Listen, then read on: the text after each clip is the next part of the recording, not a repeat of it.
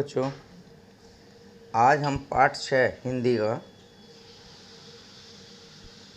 कक्षा 6 में छठा पाठ, जिसके हम मामा हैं, एक व्यंग्यात्मक पाठ है जिसके लेखक शरद जोशी हैं, जिन्होंने ये पाठ लिखा है।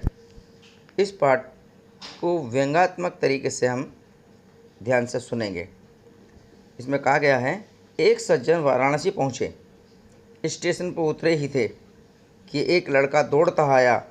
मामा जी, मामा जी। लड़के ने लपक कर चरण छुए। वे पहचाने नहीं। बोले, चुप होकर के, तुम कौन हो? मैं मुन्ना। आपने पहचाना? मुन्ना वो सोचने लगे। हाँ मुन्ना, भूल गए आप? मामा जी, खैर कोई बात नहीं, इतने साल भी तो हो गए हैं ना। तुम यहाँ कैसे? मैं आजकल यहीं पर हूँ। अच्छा, हाँ मामा जी, आपने भांजे के साथ वाराणसी घूमने लगे। चलो, कोई साथ तो मिला। कभी इस मंदिर, कभी उस मंदिर, फिर पहुँचे गंगा घाट। सोचा नहा ले। मुन्ना, नहा ले? जरूर नहाइए मामा जी, वाराणसी आए हैं और नहाए नहीं, ये कैसे हो सकता है? मामा जी ने गंगा में डुबकी लगाई। हर हर गंगे। बाहर निकले तो सामान गायब, कपड़े गायब और लड़का भी गायब।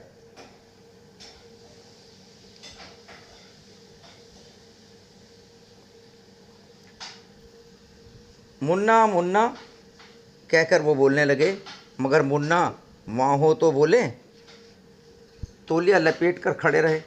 क्यों भाई साहब, आपने मुन्ना को देखा है? कौन मुन्ना? वही जिसके हम मामा हैं। मैं समझा नहीं। अरे हम जिसके मामा हैं वो मुन्ना। वे तौलिया लपेटे यहाँ से वहाँ दौड़ते रहे, मुन्ना नहीं मिला।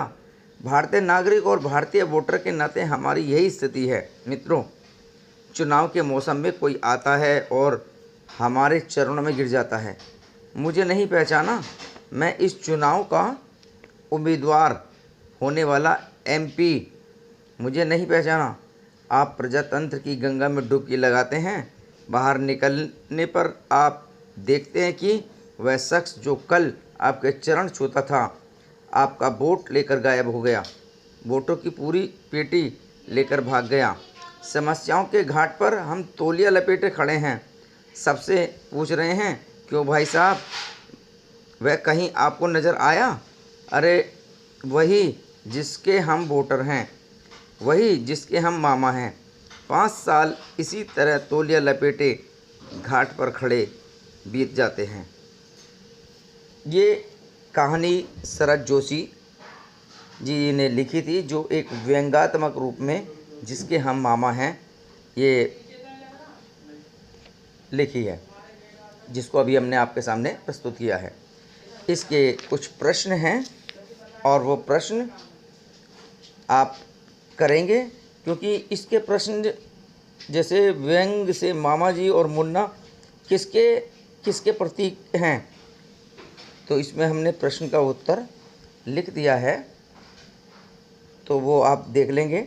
इसी प्रकार दूसरा प्रश्न, तीसरा प्रश्न, चौथा प्रश्न, इस सब प्रश्नों के उत्तर हमने किताब में लगा दिए हैं, वो आप देख लेंगे।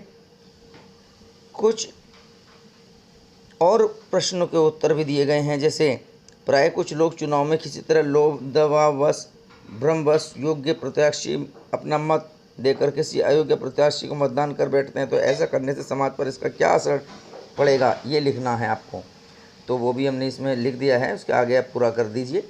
इसी प्रकार आगे वाला भी प्रश्न है, उसको भी पूरा कीजिए। इससे आगे चलते हैं, तो इसमें आपके नीचे वाक्य को निर्देशानुसार बदल कर लिखना है। जैसे मैं आजकल यहीं हूँ, नकारात्मक वे में लिखना है। इसका सही उत्तर है, मैं आज कल यहाँ नहीं हूँ। नेगेटिव में लिखना, नकारात्मक में लिखना है। तो इस प्रकार से और भी प्रश्न हैं, विस्मय बोधक, प्रश्नवाचक, प्रश्नवाचक, नकारात्मक, तो ये आपको करने हैं। वैसे हमने लिख दिए हैं। और इसके अलावा निम्नलिखित शब्दों का प्रयोग एक वाक्य में कीजिए, जैसे ही वैसे ही। तो इनको एक वाक्य बना करके लिखना, वो भी हमने लिख दिया है, इसको ध्यान से देख लेंगे। सहायक क्रिया मुख्य क्रिया संबंधी सहायता करती हैं। घूमने लगे, इसमें घूमना मुख्य क्रिया है तथा लगे सहायक क्रिया है। इस प्रकार अन्य कोई उदाहरण देकर मुख्य क्रिया और सहायक क्रिया को कोई 2 वाक्य बनाइए, वो भी लिखेगा। शुद्ध वाक्य कीजिए। ये कुछ अशुद्ध रूप से लिखा है, जैसे वही जिसके मामा हैं हम, इसको सही लिखना है, वही जिनके हम मामा हैं। तो इस प्रकार से ये पाठ के प्रश्नोत्तर भी आपको करने हैं और इसको पूर्ण कीजिए। और पूर्ण करने के बाद इसकी फ़ोटो क्लिप करके और अपने ग्रुप में भेज दीजिए। आज का यही काम है। धन्यवाद।